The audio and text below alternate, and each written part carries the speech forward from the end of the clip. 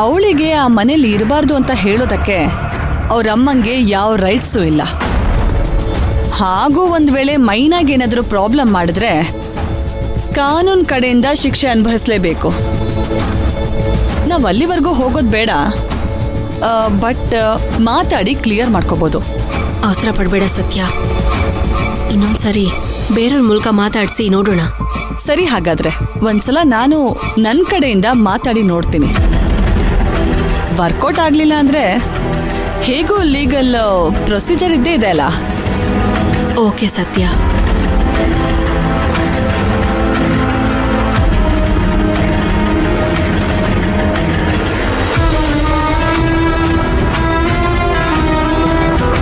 Warden madam phone ಮಾಡಿದ್ರ? ನೀನ್ ಯಾವಾಗ ಬಂದೆ ಪುಷ್ಪ? ಈಗಷ್ಟೇ ಬಂದೆ ಆಂಟಿ. ನೀವು ಅವ್ರ ಅಮ್ಮನ ಹತ್ರ ಮಾತಾಡಿ ನೋಡ್ತೀನಿ ಅಂತ ಹೇಳಿದ್ರಲ್ಲ, ಏನಾಯ್ತು ಆಂಟಿ? ನಥಿಂಗ್ ಪುಷ್ಪಕ್, ಸದ್ಯಕ್ಕೆ ಏನೂ ವರ್ಕೌಟ್ ಆಗ್ಲಿಲ್ಲ. ಅರುಂಧತಿ ಹೋಗಿ ಮಾತಾಡಿದ್ದು ಯಾಕೋ ಸರಿ ಹೋಗ್ಲಿಲ್ಲ. ನೆಕ್ಸ್ಟು ನಾನು ಒಂದ್ಸಲ ಹೋಗಿ ಮಾತಾಡ್ತೀನಿ.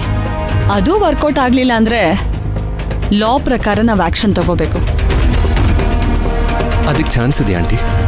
ಖಂಡಿತ ಇದೆ ಪುಷ್ಪಕ್, ಯು ಡೋಂಟ್ ವರಿ, ನಾನೆಲ್ಲ ಹ್ಯಾಂಡಲ್ ಮಾಡ್ತೀನಿ. ನಂಗೆ ಸ್ವಲ್ಪ ಕೆಲಸ ಇದೆ, ಬಂದಮೇಲೆ ನಾನು ನಿನ್ನ ಹತ್ರ ಡೀಟೇಲ್ ಆಗಿ ಮಾತಾಡ್ತೀನಿ. ಸರಿ ಆಂಟಿ, ಬಾಯ್.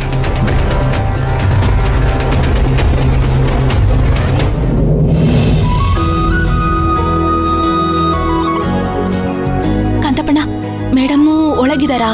ಹಾಮ್ಮ, ಮೇಡಮು ಕ್ಯಾಂಟೀನಲ್ಲಿದ್ದಾರೆ. ಸ್ವಲ್ಪ ಹೊತ್ತಿಗೆ ಮುಂಚೆ ಹೊರಗಡೆ ಹೋಗಿದ್ರು ಅಂತ ಕಾಣಿಸುತ್ತೆ. ಈಗ ತಾನೇ ಒಳಗಡೆ ಹೋದ್ರು. ಯಾಕೋ ಬೇರೆ ಟೆನ್ಷನ್ ಅಲ್ಲಿದ್ರು. ಕಾಂತಪ್ಪಣ್ಣ, ವಿಷಯ ಏನು ಅಂತ ಗೊತ್ತಾಗ್ಬೇಕು ಅಂದ್ರೆ ನಾವು ಮೇಡಮ್ ಅವ್ರ ಹತ್ರನೇ ಮಾತಾಡ್ಬೇಕು. ಹೋಗಿ ಮಾತಾಡ್ಬೋದಾ? ಸರಿ, ಹೋಗಿ ಬನ್ನಿ ಬನ್ನಿ.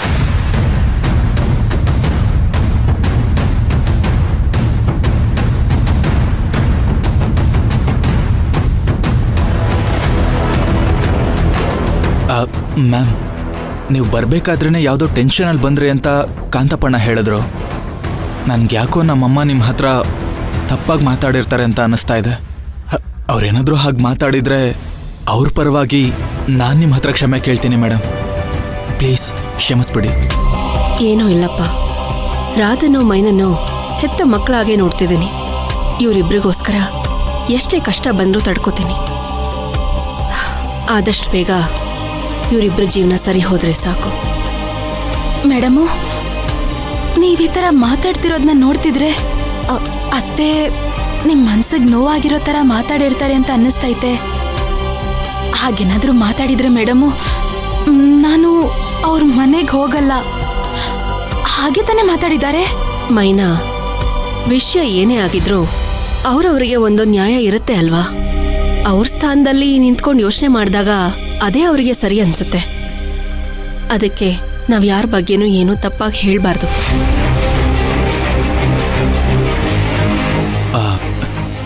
ಮ್ಯಾಮ್, ಅವರು ಮೈನನ್ ಬಗ್ಗೆ ಅಲ್ವಾ ಅವ್ರು ತಪ್ಪಾಗಿ ಮಾತಾಡಿರೋದು?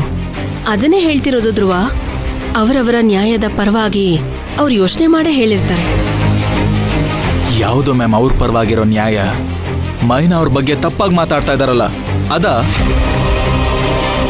ನೀವು ಸೈಲೆಂಟ್ ಆಗಿರೋದು ನೋಡಿದ್ರೆ ಖಂಡಿತವಾಗ್ಲೂ ಮೈನಾ ಅವ್ರ ಬಗ್ಗೆ ತಪ್ಪಾಗೆ ಮಾತಾಡಿರ್ತಾರ ಅವರು. ಅದು ನ್ಯಾಯ ಅಲ್ಲ ಮೇಡಮ್, ನ್ಯಾಯ ಅಲ್ಲ. ಧ್ರುವ, ನಿಮ್ಮಮ್ಮ ಮಾಡಿದ ತಪ್ಪನ್ನೇ ನೀನು ಮಾಡ್ಬೇಡ ಧ್ರುವ. ನಾನು ಮನೆಗೆ ಹೋಗಿದ ತಕ್ಷಣ ತಾಳ್ಮೆಯಿಂದ ನನ್ನ ಒಳಗೆ ಕರೆದು ಕುಡಿಯೋಕೆ ನೀರು ಕೊಟ್ಟು ಉಪಚಾರ ಮಾಡಿ ನಿಮ್ಮ ಮೇಲೆ ನನಗೆ ಯಾವ ಕೋಪನೂ ಇಲ್ಲ ಅಂತ ರೆಸ್ಪೆಕ್ಟಾಗಿ ಮಾತಾಡಿ ಕಳಿಸಿದ್ದಾರೆ. ಆದರೆ ಮೈನನ್ ಹೆಸರು ಹೇಳಿದ ತಕ್ಷಣ ಅವ್ರಿಗೆ ತಕ್ಷಣ ಕೋಪ ಬಂದ್ಬಿಡ್ತು. ಆ ಕೋಪದಲ್ಲಿ ನಾನು ಏನು ಹೇಳಿದ್ರು ಅವ್ರ ಕಿವಿ ಮೇಲೆ ಹಾಕ್ಕೊಳ್ಳೇ ಇಲ್ಲ. ನೀನು ಅದೇ ಥರ ಬಿಹೇವ್ ಮಾಡ್ತಿದ್ಯಾ. ಮೈನನ್ ಬಗ್ಗೆ ನಿಮ್ಮಮ್ಮ ಮಾತಾಡಿದ್ರು ಅಂದ ತಕ್ಷಣ ನಿನಗೆ ಕೋಪ ಬರ್ತಿದೆ. ನಿಮ್ಮಮ್ಮ ಅಂತ ಅಲ್ಲ, ಮೈನನ್ ಬಗ್ಗೆ ಯಾರೇ ಮಾತಾಡಿದ್ರು ನಿಂಗೆ ಹಾಗೆ ಕೋಪ ಬರೋದು. ಕೋಪದಲ್ಲಿ ನಾವು ಯೋಚನೆ ಮಾಡೋ ಶಕ್ತಿನೇ ಕಳ್ಕೊಂಡ್ಬಿಡ್ತೀವಿ. ಮೇಡಮ್, ಅದಕ್ಕೆ ಅಂತ ನಾನು ನಿಮ್ಮಷ್ಟು ತಾಳ್ಮೆಯಿಂದ ಕೂತಿರೋದಕ್ಕಾಗಲ್ಲ. ಸರಿ, ಈಗ ಅವ್ರು ಏನು ಅಂತ ಹೇಳಿದ್ರು ಮೇಡಮ್? ಪ್ಲೀಸ್ ಅದನ್ನಾದ್ರೂ ಹೇಳಿ. ಧ್ರುವರೇ, ನಾನೇನೋ ಅವ್ರಿಗೆ ತಿಳಿಸಿ ಹೇಳೋ ಪ್ರಯತ್ನ ಮಾಡಿದೆ. ಆದ್ರೆ ಅವ್ರು ನನ್ನ ಮಾತನ್ನ ಕೇಳಕ್ಕೆ ರೆಡಿ ಇಲ್ಲ. ಅವ್ರಿಗೆ ನೀನು ಅವ್ರ ಜೊತೆ ಸರಿಯಾಗಿ ಮಾತಾಡ್ತಾ ಇಲ್ಲ ಅನ್ನೋ ಕೋಪ ಇದೆ ಅವ್ರಿಗೆ. ಅದೇ ಎಲ್ಲದಕ್ಕೂ ಕಾರಣ. ಇವ್ರ ತಾಯಿ ಗೊತ್ತಿಲ್ಲದೆ ನನಗೆ ಇವರು ತಾಳಿ ಕಟ್ಟಿದ್ದು ನನಗೂ ಕೋಪ ಐತೆ ಮೇಡಮು. ಎಷ್ಟೇ ಆದ್ರೂ ಇವ್ರು ಮಾಡಿದ ತಪ್ಪೇ ಅಲ್ವಾ? ಮೈನಾ, ಮುಗ್ದೋಗಿರೋ ಕತೆ ತಗೊಂಡು ಏನ್ ಪ್ರಯೋಜನ? ಆ ವಿಷಯನಲ್ಲೇ ಬಿಡು. ರಾಧಾ ಅವ್ರ ಅತ್ತೆ ಮಾವನು ಇದನ್ನೇ ಮಾತಾಡ್ತಿದಾರಂತೆ. ಮೇಡಮ್, ರಾಧಾ ಅವ್ರ ಅತ್ತೆ ಮಾವ ಏನ್ ಮಾಡ್ಬೇಕು ಅಂತ ಯೋಚನೆ ಮಾಡಿ ಅವ್ರು ಆಲ್ರೆಡಿ ಮುಂದೆ ಹೆಜ್ಜೆ ಇಟ್ಟಾಗಿದೆ. ನಾವು ಮಾತ್ರ ನಿಂತಲ್ಲೇ ನಿಂತಿದ್ದೀವಿ. ಸರಿಯಾಗಿ ಹೇಳ್ದೆ ಧ್ರುವ. ಇದನ್ನೇ ನಾನು ನಿಮ್ಮಮ್ಮ ಹತ್ರನೂ ಹೇಳ್ದೆ.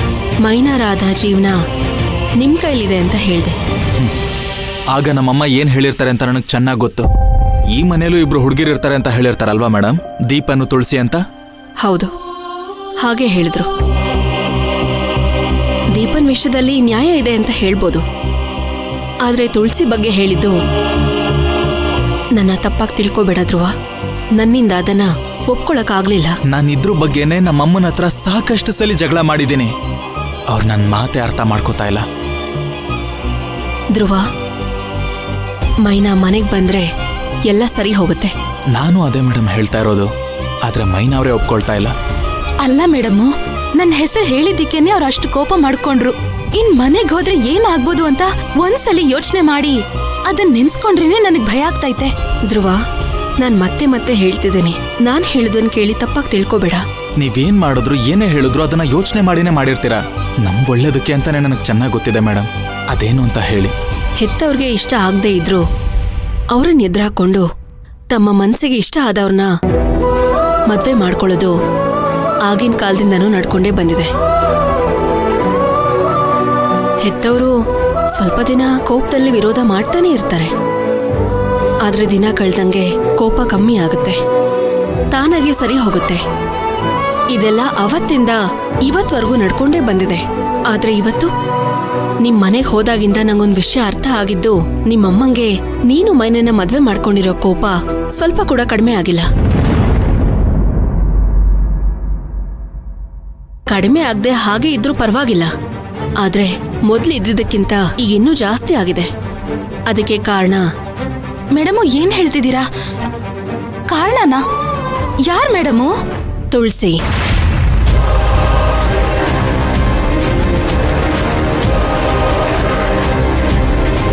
ತುಳಸಿನ ನೋಡ್ತಾ ಇರುವಾಗೆಲ್ಲ ನಾನು ಅನ್ಕೊಂಡಿರೋದು ಆಗ್ಲಿಲ್ವಲ್ಲ ಅನ್ನೋ ಕೋಪ ಧ್ರುವ ಅವ್ರ ತಾಯಿಗೆ ಜಾಸ್ತಿ ಆಗ್ತಾ ಇದೆ. ಅಷ್ಟೇ ಅಲ್ಲ, ಅವ್ರಿಗಿರೋ ಕೋಪನ ತುಳಸಿ ಅವಳ ಫೇವರ್ ಆಗಿ ಯೂಸ್ ಮಾಡ್ಕೋತಿದ್ದಾಳೆ. ನನಗದೇ ಡೌಟು. ಇದ್ರಲ್ಲಿ ಡೌಟೇ ಇಲ್ಲ ಮೇಡಮ್.